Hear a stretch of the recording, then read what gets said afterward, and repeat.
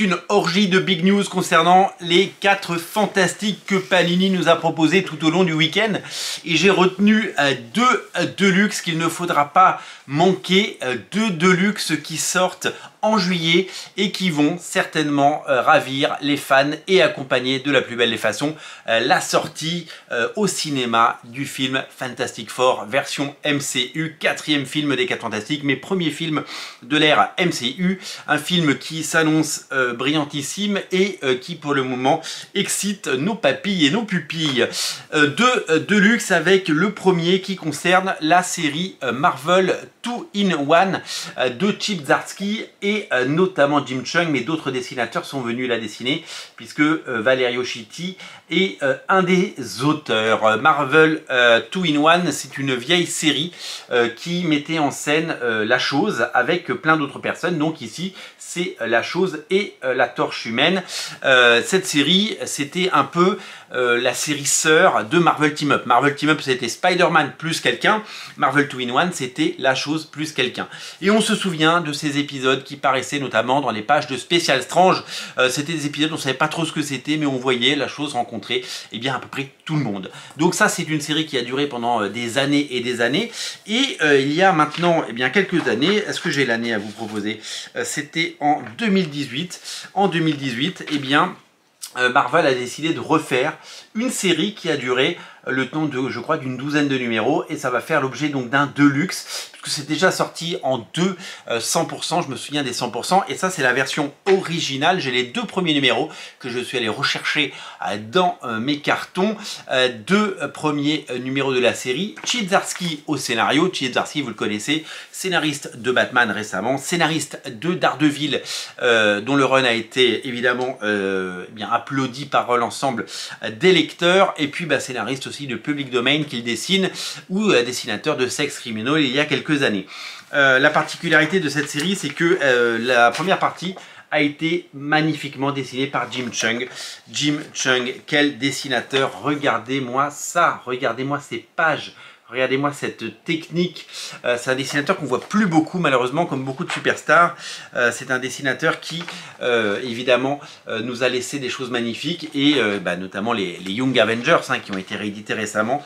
Mais quel plaisir, on rêverait de le voir sur une mini-série ou une maxi-série de luxe où il dessinerait l'ensemble des numéros, parce que ce genre de dessinateur, ça fait partie des artistes qu'on aime. Et donc ce Deluxe, on a très envie de le voir, on a très envie de le découvrir, et parce que moi j'ai pas les épisodes en 100%, je les ai pas du tout en 100%, donc j'ai hâte de les redécouvrir. Surtout il y a déjà des noms assez intéressants, on l'a dit, Jim Cheung, Valerio Schiti, ou des gens comme, attendez j'ai tout noté, je vais vous dire ça tout de suite, hop, des dessinateurs comme Declan Shalvey, ou voilà, Declan Shalvey, voilà, donc 3 dessinateurs, je crois qu'ils ont chacun fait un arc en fait, de mémoire.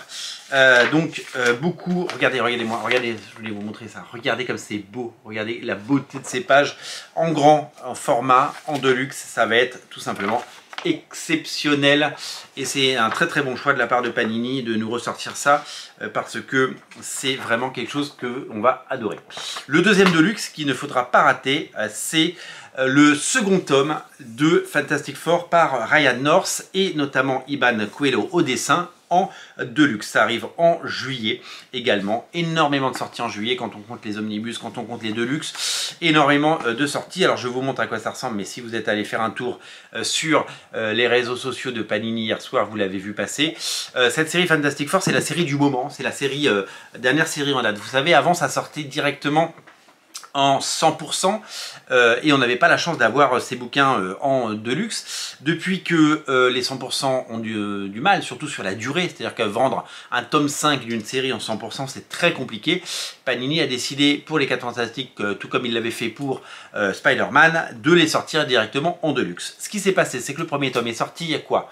Il y a à peu près je dirais 2-3 semaines, même pas un mois, et en fait il est sold out au niveau du fournisseur, au niveau d'achat, au niveau de la distribution. Alors vous pouvez encore en trouver en librairie, si vous les trouvez, prenez-les. Un second tirage est déjà prévu, donc en fait beaucoup de gens sont en train de se demander de le chercher un peu partout. Et ben, le deuxième tome arrive. Donc d'ici la sortie du deuxième tome, je vous rassure, le premier sera ressorti parce que le temps de le réimprimer, il arrivera. C'est formidable de se dire que les 4 Fantastiques sortent, que la nouvelle série fonctionne aussi bien, l'accueil est fou, sold out. Alors on ne parle pas de dizaines de milliers d'exemplaires, c'est quelques milliers d'exemplaires, mais quand même, j'ai pas eu vent, j'ai pas entendu de séries récentes des 4 Fantastiques être sold out seulement quelques jours ou quelques semaines après leur sortie. L'accueil a été excellent, tant mieux.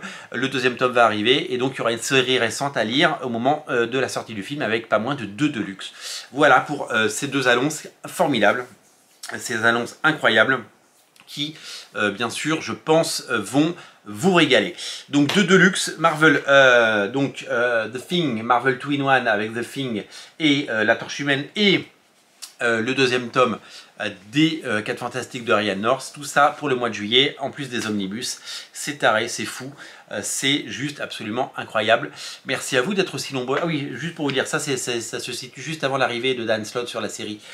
C'était les épisodes, avant c'était un petit peu la réunion des 4 Fantastiques, parce que pendant longtemps il n'y avait pas eu de série 4 Fantastiques, souvenez-vous, parce que Marvel ne voulait pas produire du contenu que la Fox pourrait réutiliser au cinéma.